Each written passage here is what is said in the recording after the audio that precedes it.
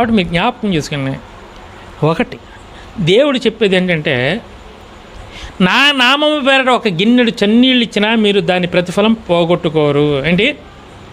నా నామం పేరట ఒక గిన్నెడు చన్నీళ్ళు ఇచ్చినా, నా నామం పేరట ఒక గిన్నెడు చన్నీళ్ళు ఇచ్చినా మీరు దాని ప్రతిఫలం, నా సన్నిధిలో ఒక దినము గడుపుట, గట్టిగా, నా సన్నిధిలో ఒక దినము గడుపుట 1000 దినముల కంటే శ్రేష్టం. శిష్యులు వచ్చి, యేసు ప్రభువా, మేము ఇంటిని వదిలిపెట్టేసాం, చుట్టాలను వదిలిపెట్టేసాం, నీ వెనకాలే తిరుగుతాం అన్నాం, మాకేంటి లాభం అని అడిగారు రోజు శిష్యులందరూ కూడి. అప్పుడు యేసు ప్రభువు అంటారు, మీరు నా నామం కొరకు, నా కొరకు త్యాగం చేశారే, మీరు నష్టపోయారే.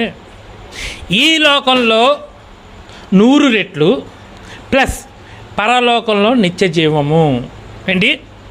ఈ లోకంలో 100 రెట్లు ప్లస్ పరలోకంలో భాగ్యం, రెండూ మీకు ఇస్తాను అని దేవుడు చెప్తాడు.